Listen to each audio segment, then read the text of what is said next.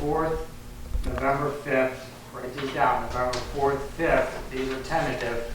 I want you guys to see if you guys are good. November 4th, 5th, 9th, and 12th at 4:30 p.m.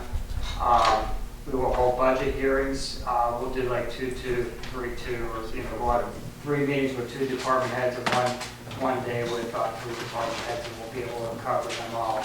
At this point in time, I'd like to announce that next Tuesday at 7 o'clock, we're going to hold a finance committee meeting, just as an organizational meeting. Just a couple of items that we want to start to think about as we get towards the budget hearings. Dave will be there and provide some tips and ideas that we want to really talk to these department heads about. So Dave, What time did you say, Greg? 7 o'clock Next Tuesday. next Tuesday. Yeah, just sort of just us getting together, just like an organizational, conversational tips, ideas, thoughts for the upcoming budget hearings, which will be the following week on there. So at this point, you guys okay? Evaluation, a couple weeks, budget hearings, and finance. Is that 4:30 for the? 4:30. Is that? I figure 4:30. That's fine. Okay. Yep, Or if we want to go 5, Will you Nope, okay? we're good at 4:30. I won't be here on the 5th for sure. Okay. On there. Hour and a half should be Should be good. Okay, so we're looking at 4:30 to 6 on those dates.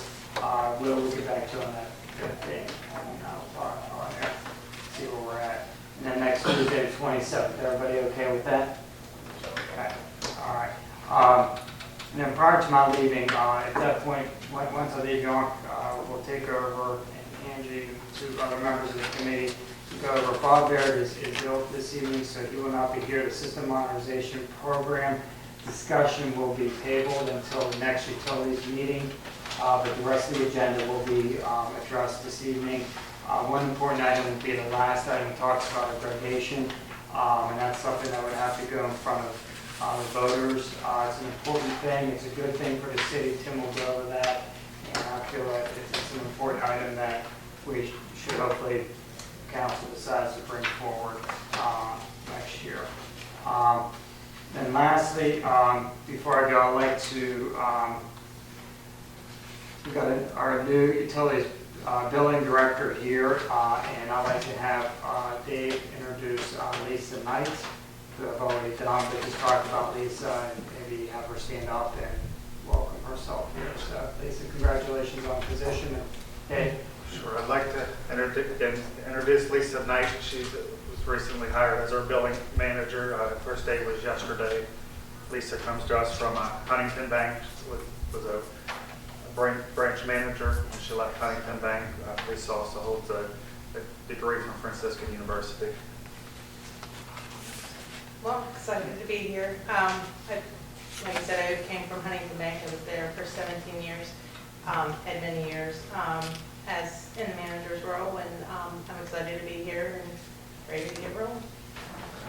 And after 2 days, everything's pretty much solved.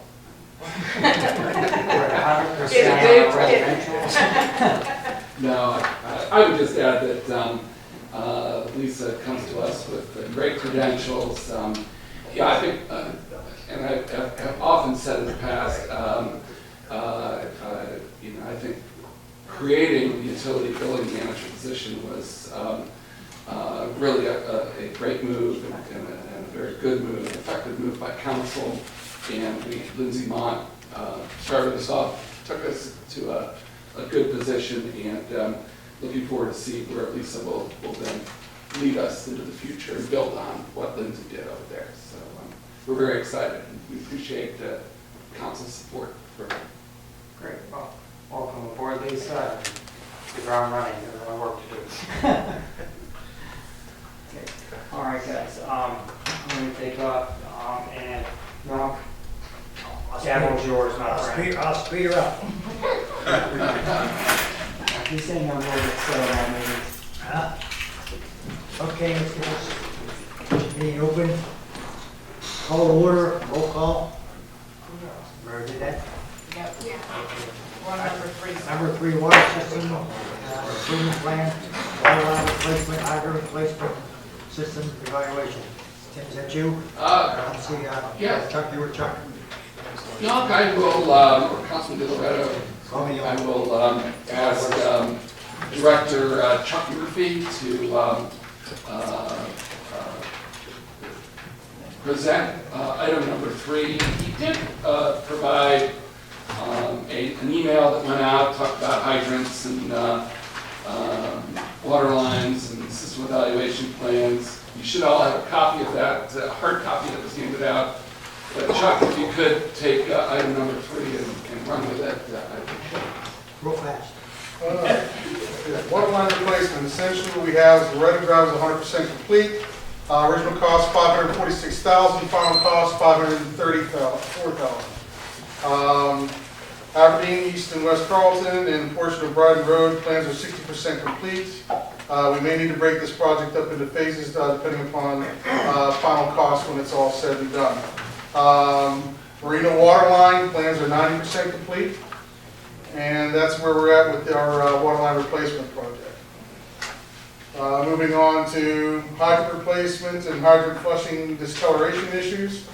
Essentially, as you may note from the email that was sent out, hydrant replacement, we have 16 hydrants replaced so far this year. We are on course to meet our goal of 20. We should not have, barring anything totally unforeseen, any issue making that mark.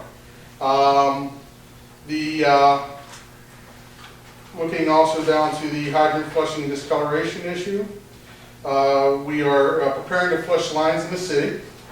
Tentative schedule for that is going to be next week from 6 p.m. through 2 a.m., Monday, Tuesday, and Wednesday. If a problem occurs, it could extend to Friday, but we think we can get it done in 3 days. The plan in general for that is to go ahead and flush as we did in June, and as we have in the past, and then basically highlight individual areas where we've had historical issues with dirty water. As an example, Alexander Manor, things of that nature. We're looking to go ahead and do that area last. As far as Alexander Manor, Alvarado, Cherry, that entire area, we're going to go ahead, and because of the issues we've had there, we're going to go ahead and scour every line in the entire area, but only after we flush all the rest of the city, so that way if anything does make its way into there, we're going to be able to try and we're going to do our utmost to get it all out.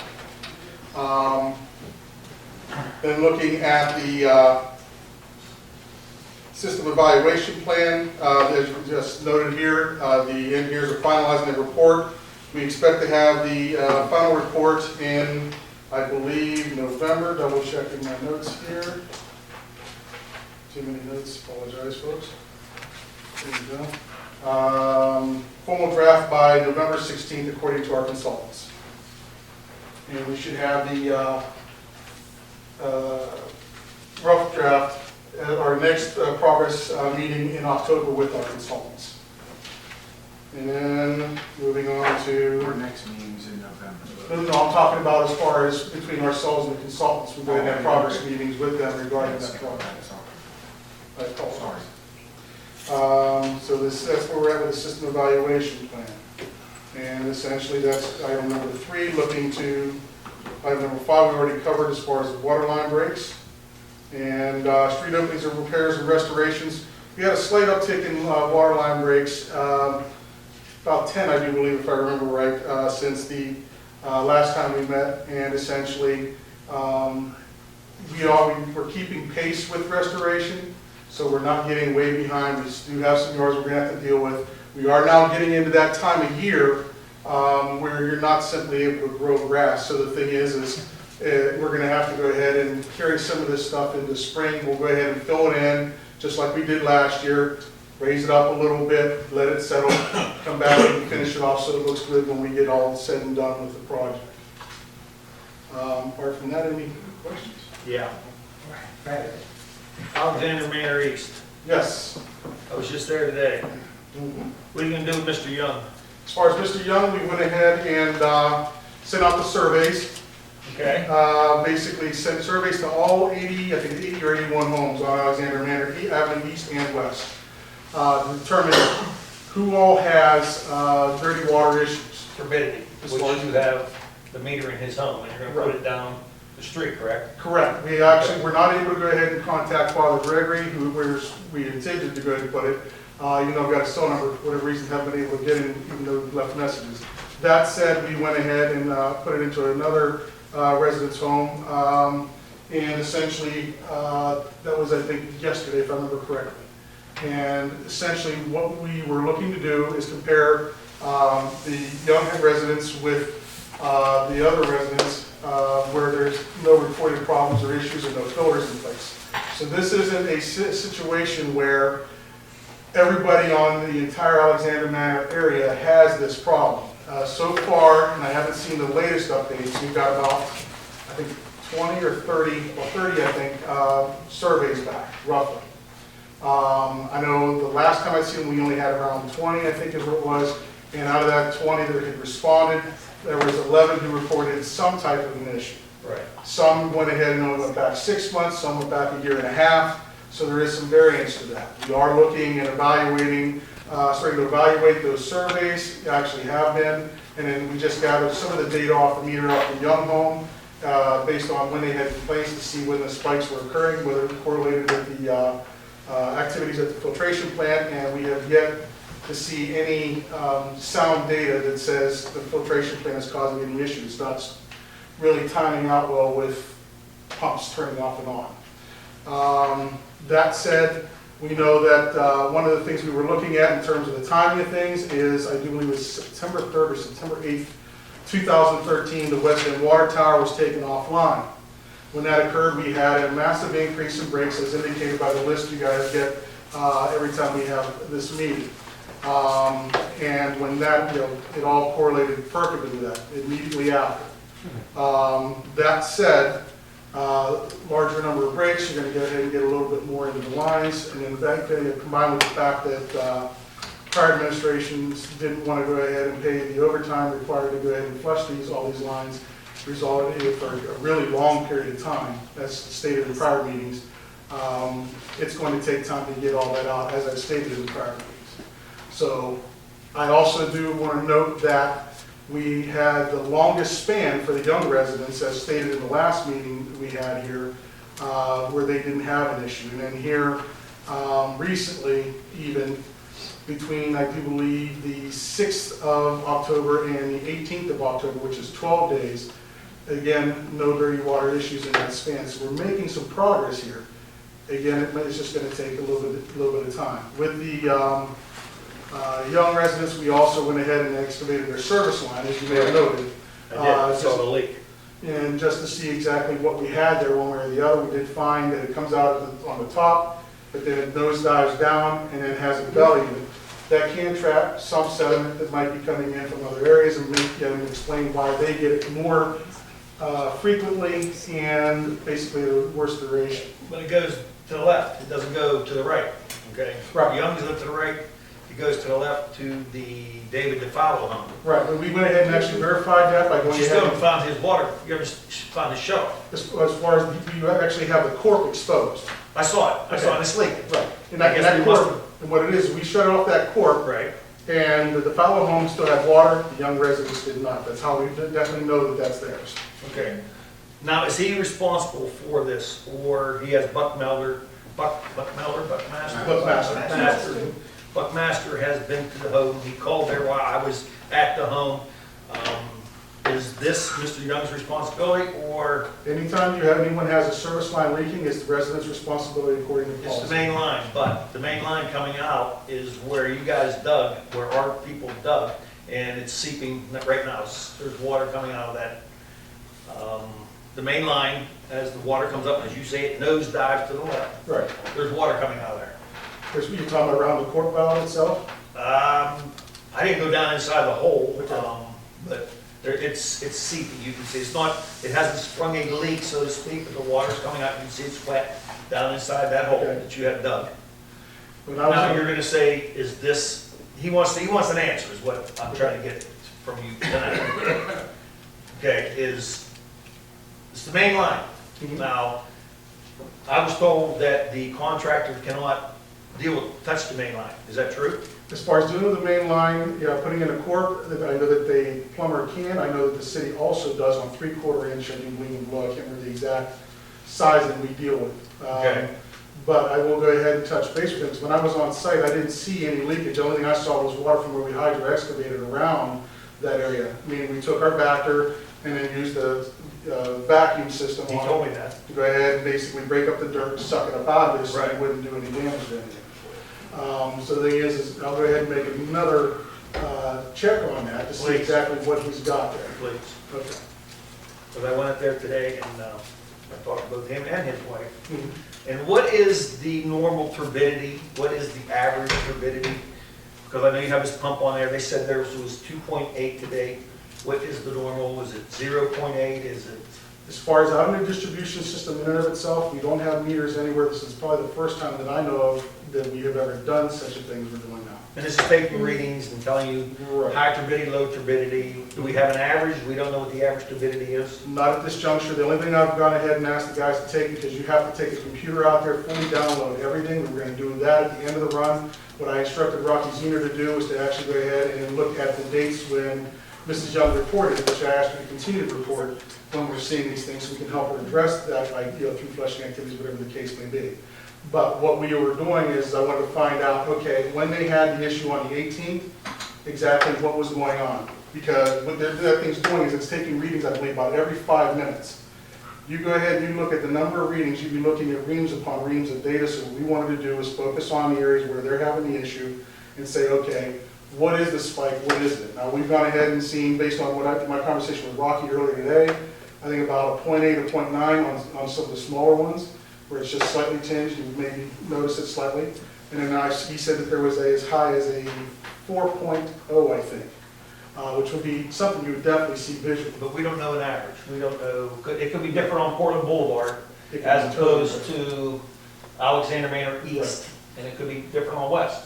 correct.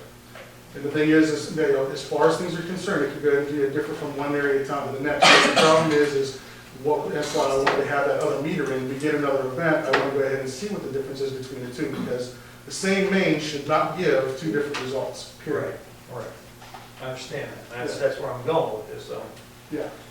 I mean, it's definitely not something that's a cut and dried situation. If we had that. They understand this. They understand this, and I feel bad for them, and I feel bad for you, because you were thrown into this. And I don't know how to make them any happier. I think maybe if you go out and speak with them tomorrow, maybe that might help a little bit. And I know you've been out there numerous times. I don't know. They even have Mr. Young even has my direct cell phone. Okay. So the thing Well, I is, guess he told. They called me 9 o'clock, he called me at 9 o'clock at night, so the thing is, I'm definitely not hidden from him by any means. Well, he wants to know about the tap. Okay. I'll definitely go ahead and make a point of getting with him, Thank you. first thing in the morning, and seeing, taking the cover off that we have there, seeing exactly I was what's in going on. that hole. Right. Um, But yeah, And thank you for all your help. I really appreciate everything you're doing. I do. I appreciate what you did up the street for Mr. Musty. That looks great. Thank you. But thanks for everything, and I just want to make sure they're happy. But I do want to say, as far as Mr. Moss is concerned, I want to make sure that it's 100% clear.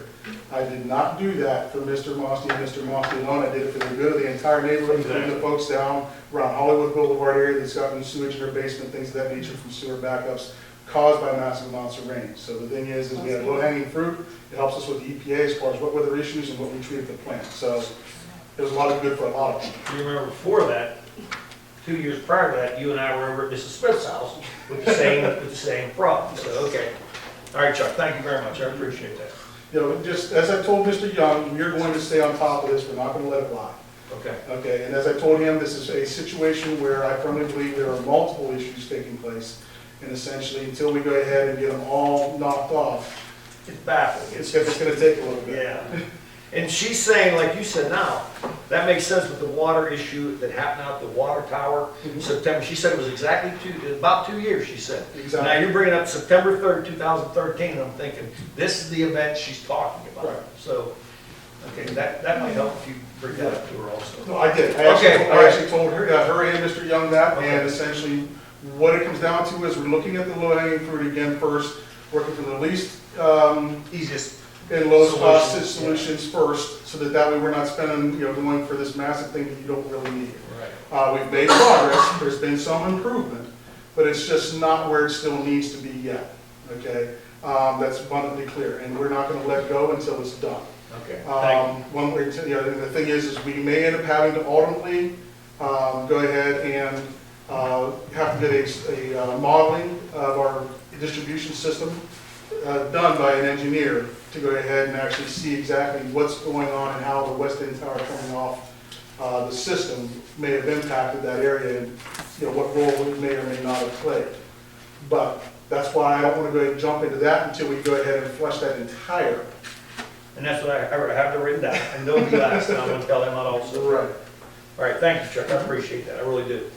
Sure, it's like a check when you get time, I think, as far as the hydrants go, take it right up for, Capitol Avenue. I think by the time we tear all those houses down, there'll be one house left up there, probably about 3 or 4 hydrants. Maybe we can take some of those old hydrants, and move them someplace else. If they're still in good condition. That's what I'm saying. Yeah. Because that all's up there, is bare land up there, and all dilapidated houses, and they're all coming down, except one. We'll put the hydrants someplace else, we'll put them up in 6th Ward. So you said Capitol Avenue? Yes.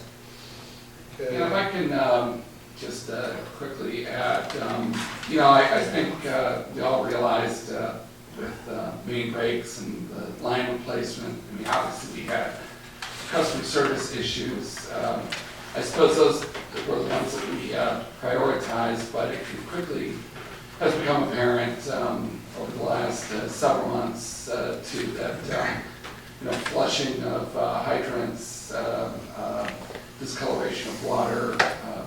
Those are also important customer service issues that we need to continue to address. I know Chuck and I talk about Alexander Manor quite frequently, and I know we're trying to throw a lot at it and figure out what that problem is, but I do think it's, and while we haven't been able to solve that issue yet of the discoloration in that area, I would say that we're kind of moving from the water line breaks and line replacements to flushing. I agree. And doing those more routine things. So I just hear more in this area, and I agree with you. That's I gonna- think we got Vista Vista, Loretta, we did out in Bob's area, Aberdeen, we're gonna do Aberdeen. What was the one we did in the Country Club Estates?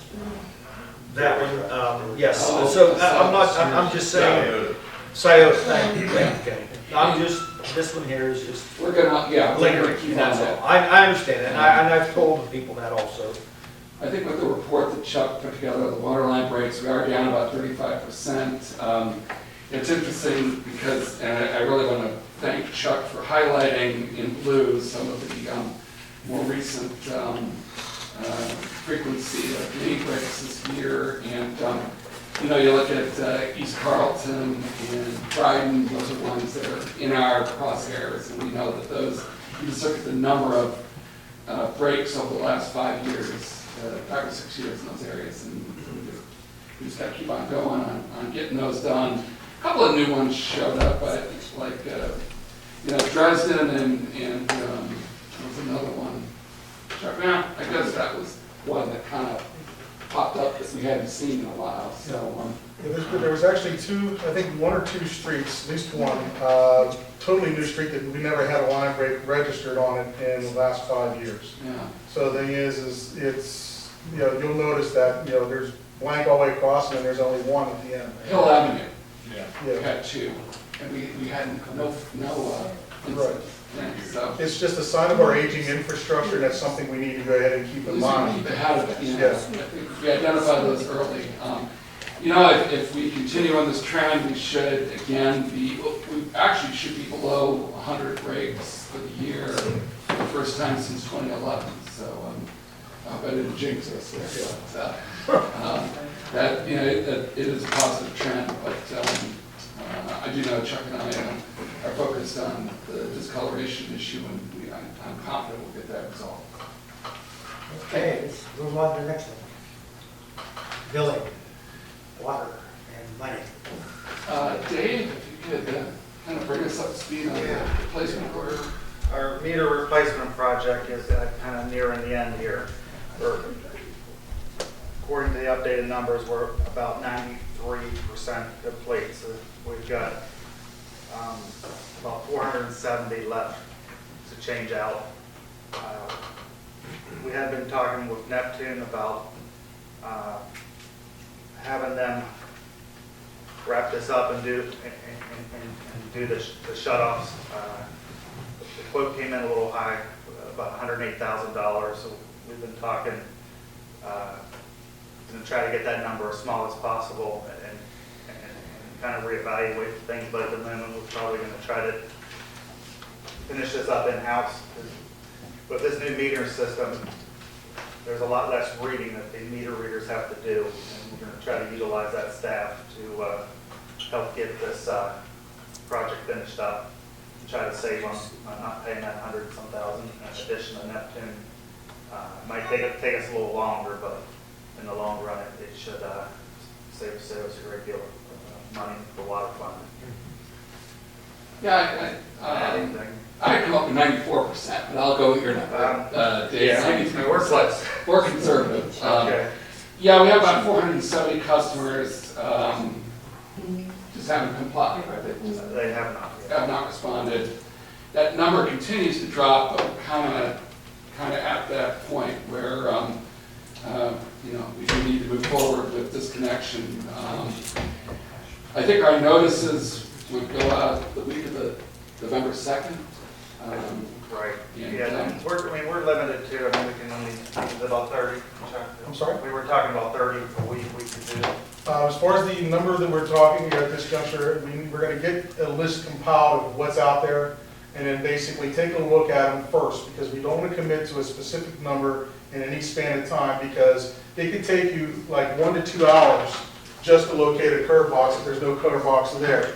So, we can go ahead and get it done. We can get it done in a halfway reasonable time. It would definitely save us a lot of money, even though it's going to go ahead and take a little bit longer. It's going to be to our benefit considering the condition of funds and availability.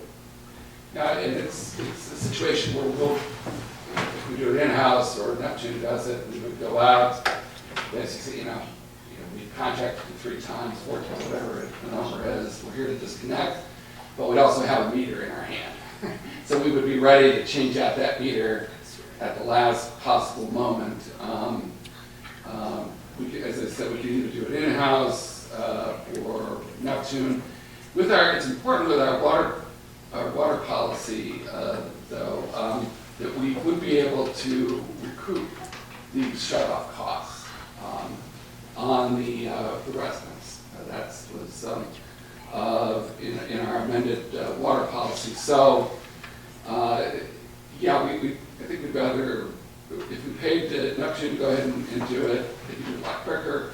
If we do it in-house, the total cost will be reimbursed at some point to the city, or recovered, maybe it's a better way to say it, by the city. I think that's probably about where we're at. Question. The 470 meters that there aren't replaced, is it a certain area? Is it citywide? Is there more than one place than another? It's citywide. There were 5 sections, and they're all coming in right around 90%, a little over 90% displaced. Can you tell if it's like homeowners or rentals?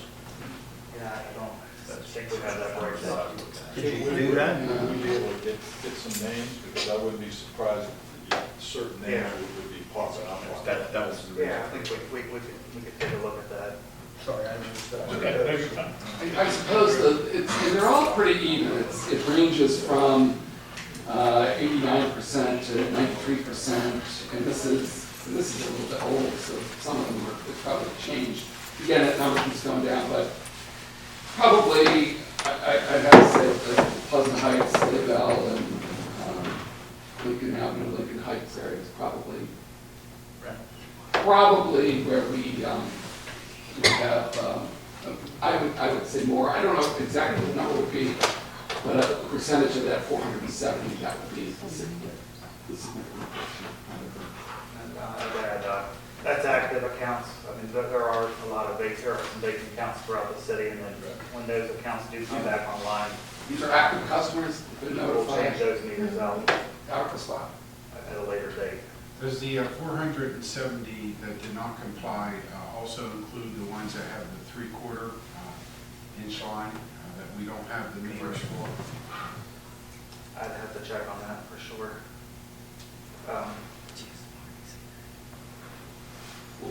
Three-quarter, not, you'd say three-quarter and larger, or larger than three-quarter.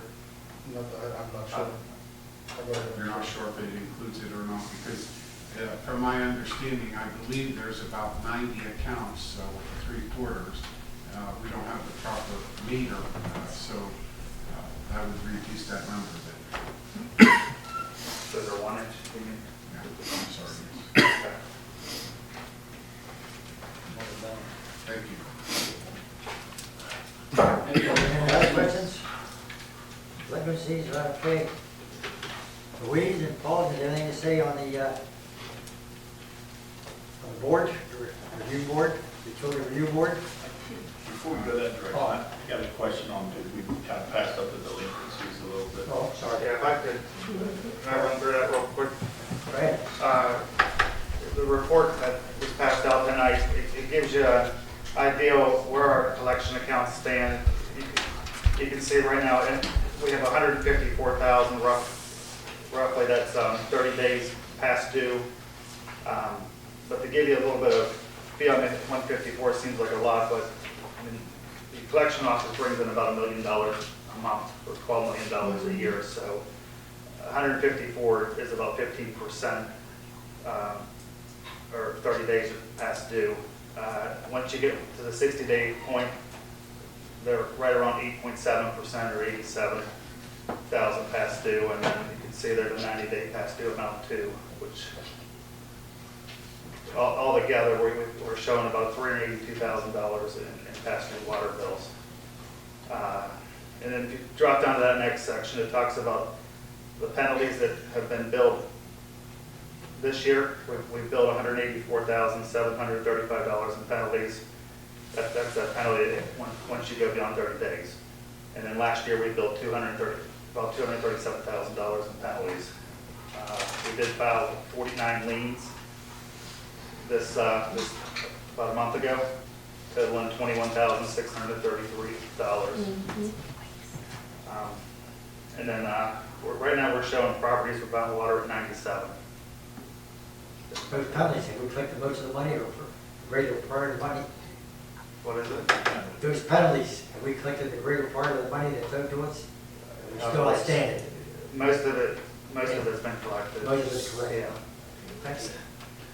Question. Great, Kenny. With the delinquencies and the new policies, which I am 100% in favor of everything that we've done. Okay, I don't want to change. But my question is, we're going back, we're making this retroactive. I've had some landlords, for instance, one particular guy has an apartment that the last person left and they left a small water bill there, and he went to, the new tenant went to turn it on, he couldn't turn it on unless he paid that. So then they had a conversation, they went back to pay that, and he found out that there were bills all the way back to 2010. I don't think that it's right that we charge them all the way back to 2010. Now, I know we get in trouble for forgiving and all that kind of thing, but we're chasing old money, first of all. But is it right? Now, you could have a situation where here we go with a bunch of empty buildings again. You got landlords that I think that most of them, they don't like what we've done, but they agree that it's a step in the right direction. I don't think they have an issue with talking to a few of them, with complying with what we want to do from here forward.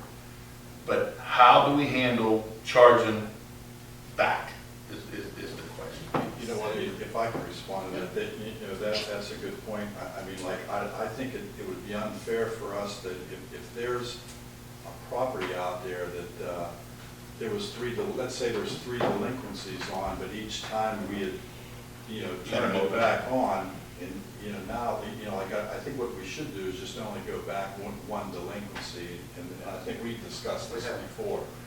And we should apply this going forward, because I don't think we could, I think it would be unfair if we go back 2 and 3 and 4 years on properties that we didn't turn on, because under the perfect world now, once if there's a delinquency on a property, it's not gonna get turned on again until that bill is paid. And so we should do for the one bill, but there's a few bills behind it, you know. Yeah, I can see a landlord saying, I'll pay that, even $200, we'll say, I'll pay that to get it turned back on for the next guy. I can't pay $800 to collect $200 rent.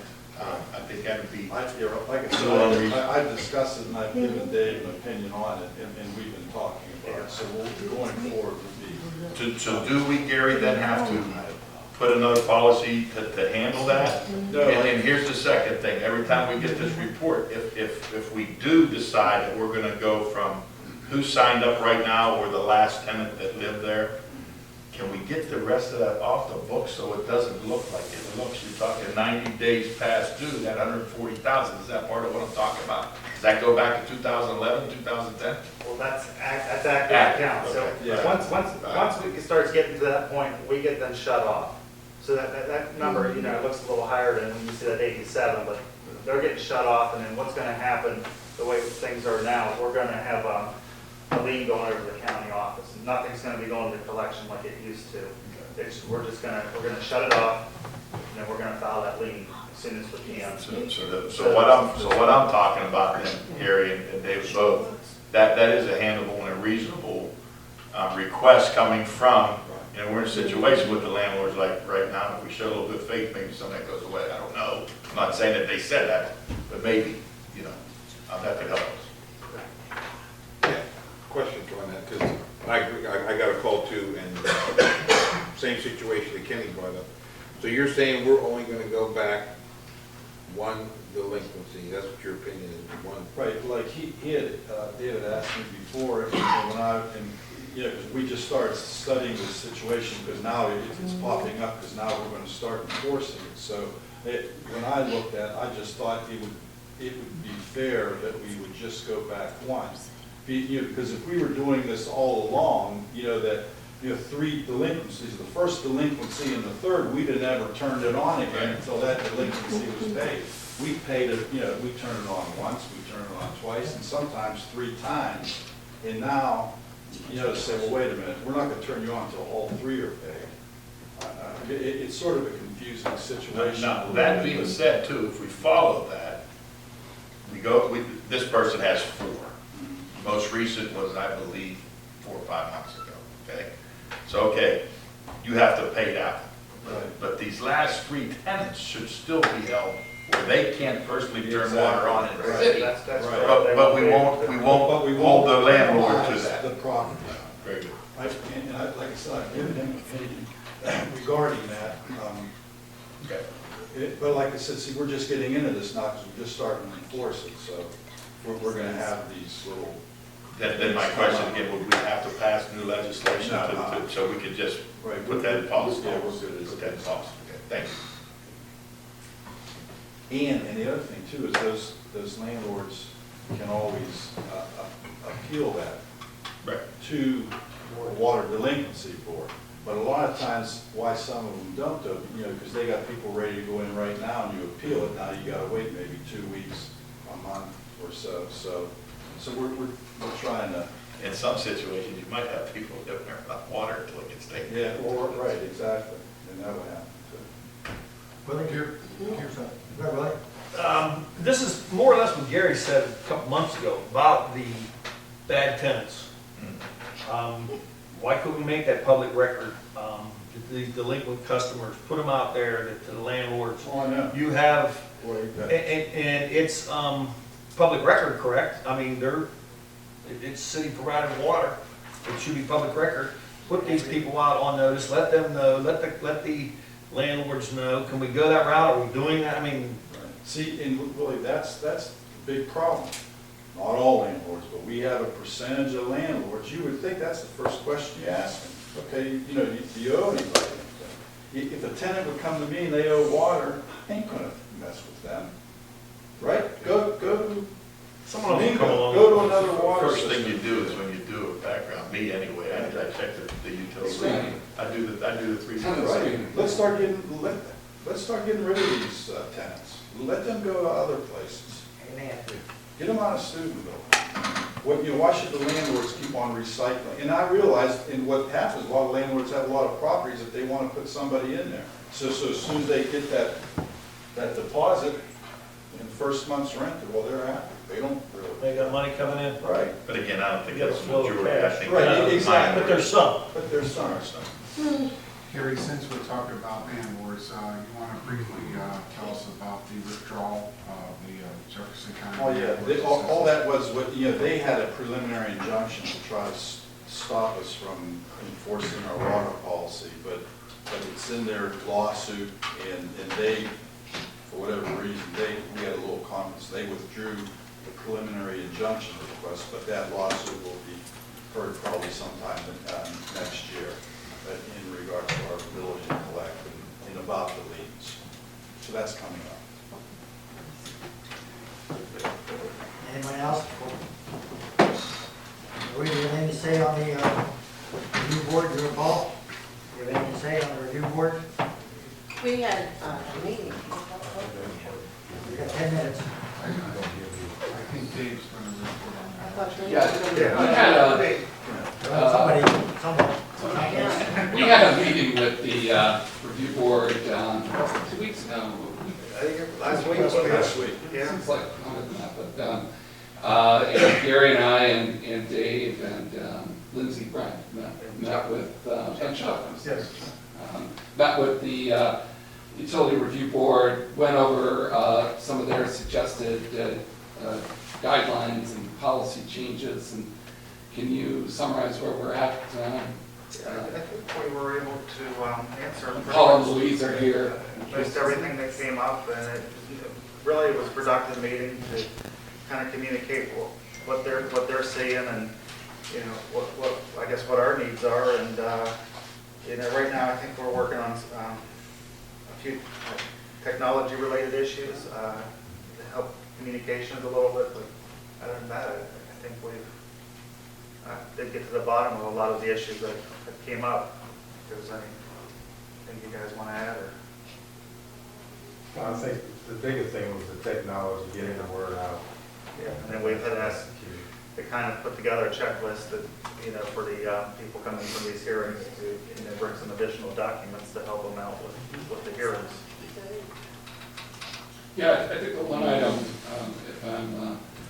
if I recall correctly, was informing landlords of bills or payment plans, texting, develop a portal for the landlords to see bills on a monthly basis. And I thought that was a great suggestion. We're working with our software provider to see if we're going to be able to do that. The other items, where we could agree, we agreed, and we're going to incorporate that, and I think they probably fit best in the review board's guidelines, not necessarily city water policy. And there were a couple items that we agreed and communicated that we wouldn't be able to do in the city, but I think we kind of, had a better understanding, and we're going to continue to work through that list. Okay, thank Paul and Louise, thank you for a very tough job to do. I know it's a tough job. Okay, we've got about 10 minutes left. Timmy, so you want to wrap up the next 4 or 5 subjects: water line breaks, buildings occupied, street openings, sanitary sewers? Yeah, if I can, I might jump real quick to item number 7, aggregation. This is an item we brought up actually a year ago at this time, but I was looking back. And as I think council is familiar with this, basically communities can work with a consultant to create a larger buying group for electricity. I think most communities do electricity. You have either an opt-in or an opt-out provision. If you do what you're probably most familiar with is the opt-out aggregation, where that actually goes to the electorate, and they vote on whether they want to do that or not. And that's the opt-out, so that a citizen, if that were to be passed by the voters, then a citizen, if they didn't want to be part of it, they would have to specifically opt out. What we're planning to do, and what we were looking at about a year ago is having, this is all certified through the PUCO, and they have a office there that comes to communities and talks to, and kind of presents it in much more detail than I just did. And our next opportunity to take this to the voters would be in March. So I know a lot of communities swear by it. And a lot of citizens are very happy with aggregation. But I think at this point, what we would suggest is inviting that gentleman from the PUCO to come to our next utility committee meeting, provide an in-depth review of aggregation, steps that would be needed. Doesn't cost us anything. We select a consultant, and they basically, there's a number of firms that do this statewide, and it's, again, one way to, if done properly and structured correctly, I think can be a benefit to citizens. We'd be happy to answer any questions. I got one, we're talking basically electricity. Yes. Yeah. And I remember bringing this up before, noting that with AEP being a pretty big employer in the city, you gotta be very careful. They closed offices in various cities in Steubenville and moved that, there's a wage tax right there that we could be losing. So that good and the bad have got to be really looked at when we move forward. Yeah, this is the map. Sorry, I think we'll get more information out of orange is in the state where aggregation is occurring. I think it's on Mingo's ballot. What's that? I think this might be on Mingo's ballot. There's, I believe so. Yeah. I went to the whole state of Ohio, the different counties, and I know there's a couple villages and cities in our, just Jefferson County alone, that are trying to go to this aggregation. There's a lot of dot might be right there. Yeah, it's a lot of people are going to this. The last item, if that's agreeable to the committee, if we can invite PUCO here next month, I think that would be a good next step. Item number 6, Chuck and Dave got 3 minutes. 3 minutes. Talk about sanitary sewer systems and EPA mandate. Essentially, 3 minutes, I don't know. I'll be very brief. Essentially, we're still negotiating with EPA in regards to consent decree and projects that would come out of that, so forth, so on. As such, we have to go ahead and be very careful with our money, determining what we can and can't do financially as far as projects are concerned before agreeing. So we're still in that process. We're still working through that at this point in time. And essentially, Dave and I and Tim, as well as our attorneys, Ross, Brown, and Todd, all having these discussions with our consultants to try and make sure that we're not overcommitting one way or the other, but yet keep from having issues with any potential lawsuits, whatever the case be, from EPA or getting referred to Region 5 as an example. So we're walking a very delicate balance with that, but we are working with this. Thank you, Chuck. Very good.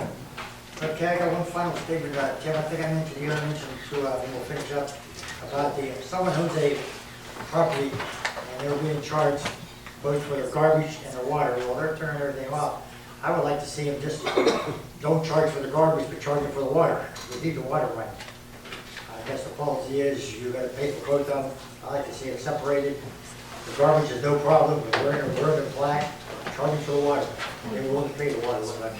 Yeah, I talked briefly with Dave, and we were trying to figure out how to approach that. Do you have any general comments? So you're just saying when someone shut off? Is that Yeah, there's empty house. I got a fellow who's a big warehouse. He's all no garbage, but he wants to keep his water. Now I gotta turn the both off. We're losing the water. We're losing the water bill, which we need. So just Well, one. if his water's been shut off, we can't charge him for the water. No, the water's still on. He wants to keep the water, but he doesn't want the garbage. He's not a home garbage.